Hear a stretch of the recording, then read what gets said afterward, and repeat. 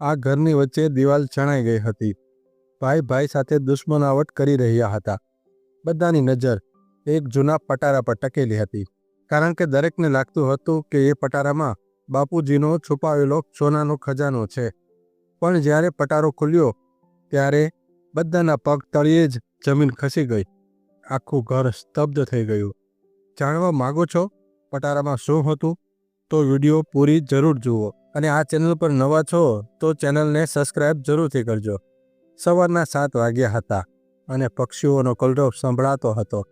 પણ શાંતિ નિવાસ નામના આ ઘરમાં આજે શાંતિ ક્યાંય દેખાતી નહોતી, કારણ કે 3 મહિના પહેલાં આ ઘરનું મુખ્ય સ્તંભ મનોહરભાઈ દુનિયા છોડીને ચાલ્યા ગયા હતા.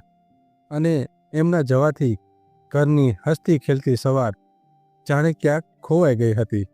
મનોહરભાઈ જીવતા હતા ત્યારે આખું ઘર સાથે બેસીને ચા પીતું, પણ આજે રસોડામાં ચા ઉકળતી હતી અને બહાર રૂમમાં ઝઘડો ઉકળતો હતો, જેમાં મોટાભાઈ હાર્દિકનો અવાજ આખા ઘરમાં ગુંજ્યો કે મારે આ ઘરનો આગળનો ભાગ જોઈએ છે, કારણ કે મેં આમાં વધારે રોકાણ કર્યું છે.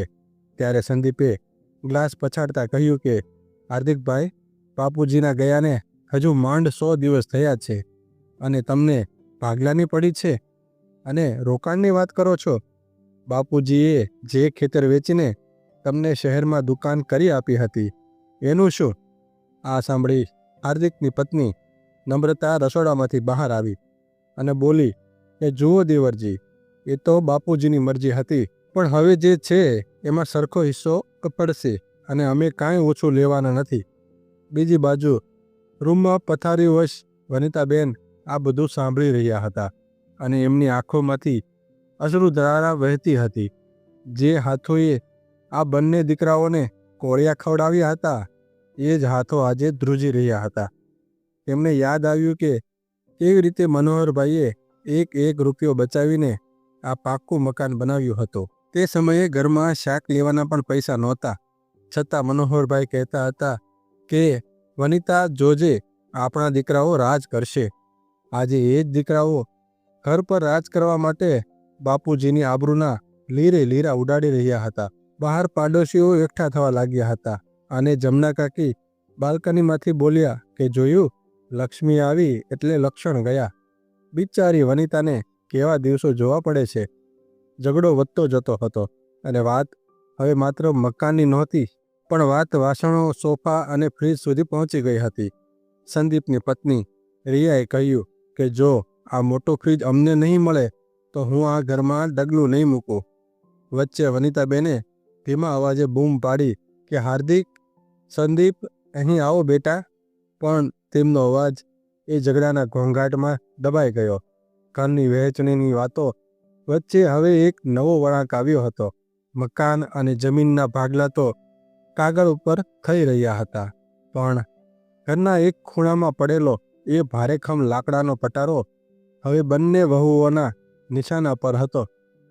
આ પટારો માત્ર લાકડાની પેટી નહોતી, પણ એક રહસ્ય બની ગયો હતો. નમ્રતા રસોડાના ઓટલે બેસીને રિયાને ઉકસાવતા બોલી કે રિયા, તે જોયું, બા પથારીવશ છે, પોતે ઊભા થઈ શકતા નથી, છતાં પેલી પટારાની ચાવી એમના કેડિયેથી ક્યારેય અળગી નથી કરતા. રાત્રે પણ એ ચાવી એમના તકિયા નીચે જ હોય છે. તને નથી લાગતું કે આમાં કંઈક એવું છે જે બા આપણાથી સંતાડતા હોય? રિયાએ આંખો મોટી કરી જવાબ આપ્યો કે મોટી ભાભી, મને તો પહેલા દિવસથી જ શંકા હતી. બાપુજીએ આટલા વર્ષો ખેતી કરી, ડાયરીઓ લખી, પણ રોકડા પૈસા કે દાગીના ક્યાં ગયા કોઈને ખબર નથી. મને લાગે છે કે બાએ બધું પટારામાં ભરી રાખ્યું છે. અને તમે જોજો, સંગીતાબેન જ્યારે પણ આવે છે ત્યારે બા એમની સાથે એકાંતમાં જ વાત કરે છે. વાત અહીં અટકી નહીં અને બંને વહુઓએ પોતાના પતિઓના કાન ભંભેરવાનું શરૂ કર્યું. એક રાત્રે હાર્દિક જ્યારે થાકીને રૂમમાં આવ્યો ત્યારે નમ્રતાએ ધીમેથી કહ્યું કે જુઓ, તમે ભલે મોટા ભાઈ હો, પણ બા તો સંગીતાને જ બધું આપી દેશે. પેલા પટારામાં બાપુજીની વર્ષોની કમાણી છે. જો એ પટારો સંદીપના ભાગમાં ગયો તો તો આપણે રોડ પર આવી જઈશું. સગાવાલા વાતો કરતા હોય છે કે બાપુજીએ સોનાની લગડીઓ લીધી હતી. એ ક્યાં છે? નક્કી એ પટારામાં જ છે. બીજી તરફ રિયાએ સંદીપને ચડાવ્યો કે બા તો કંજૂસ છે, આપણને 1 રૂપિયો આપવો નથી અને દીકરીને આપવું છે. પેલા પટારામાં નક્કી ઘરેણાં છે. બાને કહી દો કે પટારામાં પણ ભાગ પડશે. આ શંકાએ બંને ભાઈઓના મનમાં ઝેર ઘોળ્યું અને હવે તેમને પોતાની માં નહીં પણ એક પક્ષપાતી અને કંજૂસ સ્ત્રી લાગવા માંડી. એક દિવસ બપોરે સંગીતાબેન ઘરે આવ્યા. તેઓ વિધવા હતા અને ખૂબ જ સાધારણ કપડામાં હતા. વનિતાબેને તેને પાસે બોલાવી અને પટારો ખોલીને કંઈક આપ્યું. નમ્રતાએ આ દ્રશ્ય બારણાની તિરાડમાંથી જોઈ લીધું. તેના મનમાં શંકા થઈ કે ચોક્કસ બાએ સોનાની વીંટી આપી હશે. વાસ્તવમાં વનિતાબેને સંગીતાને માત્ર એક જૂનો ફોટોગ્રાફ અને થોડો આશીર્વાદ આપ્યો હતો. પણ લોભી આંખોને હંમેશા સોનું જ દેખાય છે. વનિતાબેન આ બધું જોઈ રહ્યા હતા અને પલંગ પર પડ્યા તેઓ જોઈ શકતા હતા કે કેવી રીતે મિલકતની લાલચમાં તેમના વહાલ છોયા દીકરાઓ અને વહુઓ સાચો પ્રેમ ભૂલી રહ્યા છે. પટારો તો માત્ર એક નિમિત્ત હતો. અસલી પરીક્ષા તો સંસ્કારોની હતી. ઘરમાં શંકાનું જે બીજ વહુએ રોપ્યું હતું તે હવે એક વિશાળ વટવૃક્ષ બની ગયું હતું અને ઝઘડાનું કારણ માત્ર પટારો નહોતો. બંને ભાઈઓની આર્થિક સ્થિતિ વચ્ચેનો તફાવત પણ આગમાં ઘી હોમવાનું કામ કરી રહ્યો હતો. હાર્દિક શહેરમાં કપડાનો મોટો શોરૂમ ધરાવતો હતો. એની રહેણી કહેણી બદલાઈ ગઈ હતી.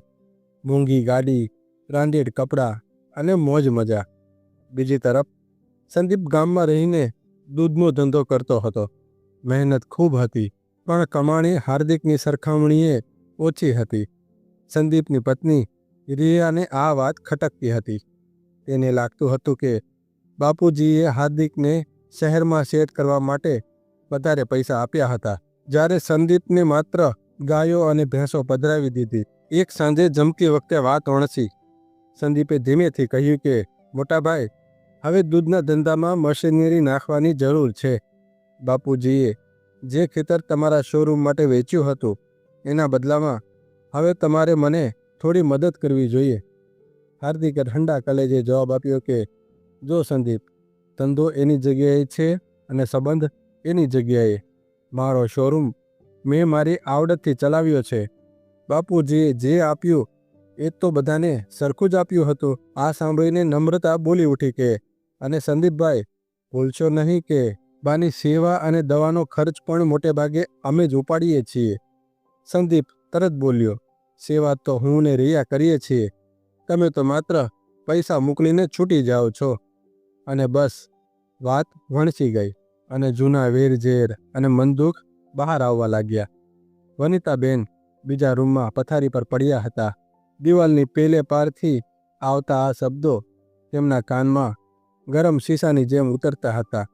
જે દીકરાઓને તેમણે એક જ થાળીમાં પ્રેમથી જમાડ્યા હતા, આજે તેઓ એકબીજાના જાણે દુશ્મન થયા હતા. અંતે વહુઓના દબાણ અને ભાઈઓના અહંકાર જીતી ગયા અને સંદીપે ઊંચા અવાજે કહી દીધું કે બસ, હવે આ રીતે સાથે રહેવું શક્ય નથી. આવતીકાલે જ કડિયા આવશે અને આ ઘરની વચ્ચે દિવાલ ચણાઈ જશે. રસોડાથી લઈને આંગણા સુધીનું બધું જ અડધું અડધું. વનિતાબેને આ સાંભળ્યું ત્યારે તેમનું હૃદય એક ધબકારો ચૂકી ગયું. તેમણે ઊભા થવા પ્રયત્ન કર્યો પણ નબળું શરીર સાથ આપતું નહોતું. તેમણે બૂમ પાડી કે બેટા હાર્દિક, સંદીપ, ઘર ન તોડો. આ ઘર તમારા બાપુજીનો જીવ છે. પણ કોઈએ તેમની વાત સાંભળી નહીં. બીજા દિવસે સવારે ખરેખર કડિયા આવ્યા. ઈંટો અને સિમેન્ટનો ખર્ચ વહેંચાઈ ગયો. જે ઘરમાં ક્યારેક બાળકોની કિકિયારીઓ ગૂંજતી હતી ત્યાં આજે હથોડાના અવાજ ગૂંજવા લાગ્યા. ઘરના આંગણામાં એક કાળી રેખા ખેંચાઈ ગઈ. ઘર વહેંચાયું, વાસણો વહેંચાયા, પણ સૌથી મોટો પ્રશ્ન હજુ બાકી હતો. ઘરની વચ્ચે ચણાયેલી દિવાલ હજુ તો સુકાઈ પણ નહોતી. ત્યાં જ અસલી મહાભારત શરૂ થયું. ઘરના 2 ભાગ પડી ગયા હતા. રસોડા અલગ થઈ ગયા હતા, પણ પેલો જૂનો લાકડાનો પટારો હજુ પણ વચગાળે પડેલો હતો.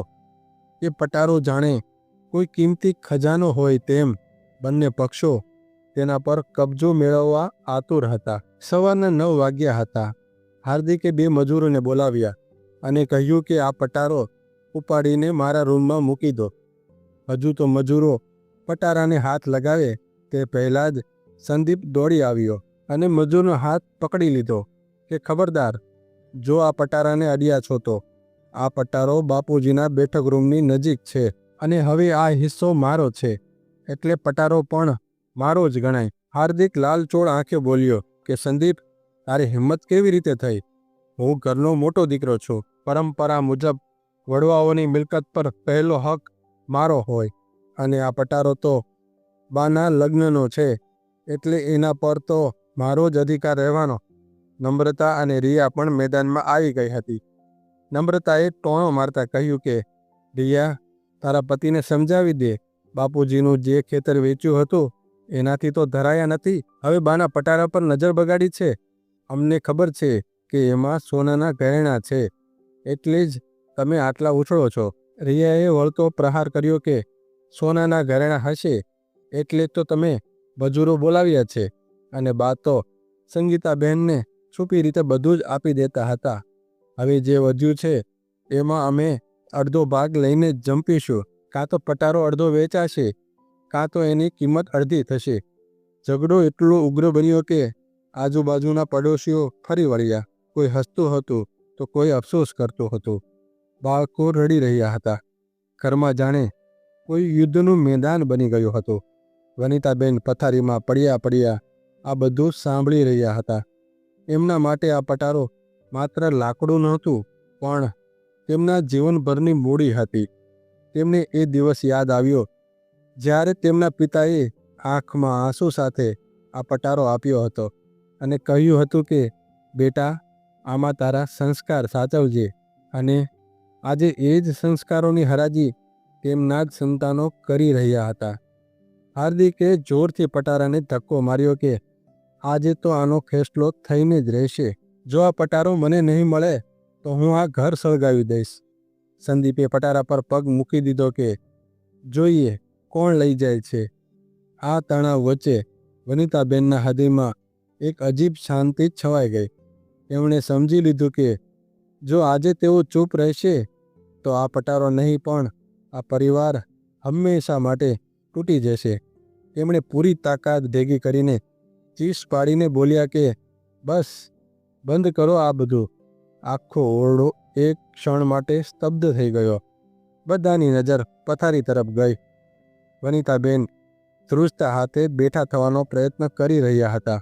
તેમના ચહેરા પર એક અનોખું તેજ અને આંખોમાં બાપુજી જેવી કડકાઈ હતી.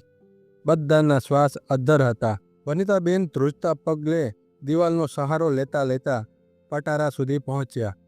આખું ઘર સ્તબ્ધ હતું. પાડોશીઓ પણ બારીઓમાંથી ડોકિયું કરી રહ્યા હતા કે હમણાં પટારો ખુલશે અને સોનાના ઘરેણાં કે સિક્કાઓનો ખળખળાટ સંભળાશે. વહુઓની આંખોમાં લાલચની ચમક હતી તો દીકરાઓના મનમાં જીતનો અહંકાર. વનિતાબેને તેમના કેડીએ લટકતી જૂની ચાવી કાઢી અને વર્ષો જૂનું તાળું કચડ અવાજ સાથે ખુલ્યું. પટારાનું ભારે ખમટાકણું જેમ જેમ ખુલતું ગયું તેમ તેમ સૌની ઉત્સુકતા વધતી ગઈ.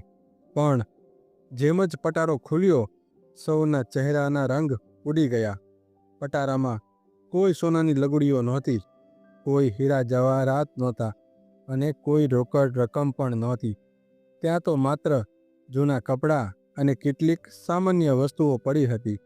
વનિતાબેને ધ્રુજતા હાથે સૌથી પહેલાં એક પ્લાસ્ટિકની થેલીમાં લપેટેલી જરીવાળી સાડી કાઢી. તેમણે આંસુભરી આંખે કહ્યું કે જો હાર્દિક, જો સંદીપ, આ એ સાડી છે જે તમારા બાપુજીએ તેમના પહેલા પગારમાંથી મને લાવી આપી હતી. આ પટારામાં સૌથી મોટો ખજાનો મારા માટે આ જ હતો. તમારા બાપુજીનો મારા પ્રત્યેનો પ્રેમ. શું આના ભાગ પાડશો? ત્યારબાદ તેમણે એક ચાંદીની નાની ડબ્બી કાઢી અને કહ્યું કે નમ્રતા, રિયા, આમાં એ કાજલ છે જે મારી સાસુએ મને પહેલી વાર લગાડ્યું હતું જ્યારે હું વહુ બનીને આવી હતી.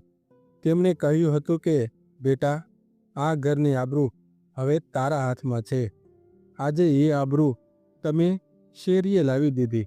અંતે વનિતાબેને પટારાના તળિયેથી એક જૂની કાળી પડી ગયેલી પિત્તળની થાળી કાઢી. આ થાળી જોતાં જ હાર્દિક અને સંદીપના હૃદયમાં જાણે વીજળીનો આંચકો લાગ્યો. વનિતાબેનનો અવાજ ગળગળો થઈ ગયો કે યાદ છે આ થાળી?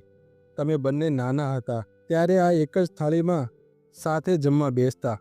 એક કુકડીઓ હાર્દિકના મોઢામાં જતો તો બીજો સંદીપના. તમે કહેતા હતા કે માં, અમે મોટા થઈને પણ સાથે જ જમીશું. આજે આ થાળી કાળી પડી ગઈ છે, બિલકુલ તમારા હૃદયની જેમ. પટારામાં આ સિવાય કંઈ નહોતું. મનોહરભાઈની જૂની ડાયરી અને થોડાક જૂના સિક્કા જે હવે ચલણમાં પણ નહોતા. બંને વહુઓ એકબીજાના મોઢા જોવા લાગી. તેમને જે ખજાનાની આશા હતી તે તો માત્ર ભાવનાઓનો ઢગલો હતો. હાર્દિક અને સંદીપની નજર નીચી થઈ ગઈ. તેમને અહેસાસ થયો કે તેઓ જે વસ્તુઓ માટે લડી રહ્યા હતા તેની સામે માએ સાચવેલી આ યાદો કેટલી કિંમતી હતી. વનિતાબેન પટારા પાસે જ ફસડાઈ ગયા અને બોલ્યા કે બેટા, સંપત્તિ તો તમારા બાપુજીએ મહેનતથી બનાવી છે. તમે શું બનાવ્યું? તમે તો માત્ર સંબંધો તોડ્યા છે. જો તમને આ પટારો જોઈતો હોય તો લઈ જાઓ, પણ યાદ રાખજો, આમાં સોનું નથી, આમાં આ ઘરના સંસ્કાર છે. પટારાની અંદરથી નીકળેલી એ જૂની પિત્તળની થાળી અને માતાના શબ્દોએ વાતાવરણમાં એક અજબ જેવી સ્તબ્ધતા લાવી દીધી હતી. હાર્દિક અને સંદીપ, જેઓ અત્યાર સુધી માત્ર જમીન અને સોનાના સપના જોતા હતા, તેમને પળવારમાં સમજાઈ ગયું કે તેઓ કેટલા ગરીબ હતા પ્રેમ અને સંસ્કારની બાબતમાં. હાર્દિકની નજર બાપુજીની તસવીર પર ગઈ. ફોટામાં બાપુજીના ચહેરા પર એ જ સૌમ્ય સ્મિત હતું, પણ આજે હાર્દિકને લાગ્યું કે એ આંખો તેને સવાલ પૂછી રહી છે કે બેટા, શું મેં આ દિવસ જોવા માટે જ લોહીનું પાણી કર્યું હતું? હાર્દિકના હાથ ધ્રુજવા લાગ્યા. તેણે પિત્તળની એક કાળી પડેલી થાળી હાથમાં લીધી. તેને પોતાનું બાળપણ યાદ આવ્યું જ્યારે સંદીપ તેનો હાથ પકડીને નિશાળે જતો. તેણે જોયું કે નાનો ભાઈ સંદીપ પણ ડૂસકે ને ડૂસકે રડી રહ્યો હતો. સંદીપ દોડીને વનિતાબેનના પગમાં પડી ગયો અને બોલ્યો કે માં, અમને માફ કરી દે. અમે આંધળા થઈ ગયા હતા. લોભમાં આવીને અમે તારું અને બાપુજીનું અપમાન કર્યું. અમને આ મિલકત નથી જોઈતી માં, અમને તો અમારો જૂનો પરિવાર પાછો જોઈએ છે. હાર્દિકે પણ સંદીપના ખંભા પર હાથ મૂક્યો અને તેની આંખોમાં આંસુ સાથે કહ્યું કે ભૂલ મારી છે સંદીપ. હું મોટો હતો, મારે તને સાચવવાનો હતો, પણ મેં જ દિવાલ ચણાવવામાં સાથ આપ્યો. હાર્દિકે તરત જ પેલા મજૂરોને બોલાવ્યા જેઓ બહાર ઊભા હતા અને હુકમ કર્યો કે આ દિવાલ હમણાં ને હમણાં તોડી નાખો. આ ઘરમાં હવે ઈંટોની દિવાલ નહીં પણ પ્રેમનો દરવાજો રહેશે. નમ્રતા અને રિયા પણ આ દ્રશ્ય જોઈને શર્મિંદા થઈ ગઈ હતી. તેમને સમજાઈ ગયું હતું કે પટારામાં ભલે સોનું નહોતું, પણ જે સત્ય બહાર આવ્યું તે સોના કરતાં પણ વધુ કિંમતી હતું. તેમણે વનિતાબેન પાસે જઈને માફી માગી અને વચન આપ્યું કે હવે તેઓ ક્યારેય ભાગલાની વાત નહીં કરે. થોડી વારમાં હથોડાના ઘા પડ્યા અને પેલી અધૂરી ચણાયેલી દિવાલ જમીન દોસ્ત થઈ ગઈ. જેવી દિવાલ પડી જાણે બે ભાઈઓના હૃદય વચ્ચેનું અંતર પણ મટી ગયું. વનિતાબેનના ચહેરા પર મહિનાઓ પછી એક સંતોષભર્યું સ્મિત આવ્યું. તેમને લાગ્યું કે તેમના પતિનો આત્મા આજે ખરેખર શાંત થયો હશે. સાંજે આખું ઘર ફરી એકસાથે બેસીને જમવા બેઠું. વચમાં પેલી જૂની પિત્તળની થાળી પડી હતી જે હવે ઘસાઈને ચકચકિત કરવામાં આવી હતી. વનિતાબેને પટારો ફરીથી બંધ કર્યો અને તેની ચાવી પટારા પર જ રહેવા દીધી. હવે તે ચાવી છુપાવવાની જરૂર નહોતી, કારણ કે પરિવારનો અસલી ખજાનો એકતા તેમને મળી ગયો હતો. મિત્રો, તમારા મતે સાચો ખજાનો શું છે? કોમેન્ટમાં જણાવો અને આવી જ પ્રેરણાદાયી વાર્તાઓ માટે અમારી ચેનલને સબસ્ક્રાઈબ કરવાનું ભૂલતા નહીં. આવજો મિત્રો. જય શ્રી કૃષ્ણ.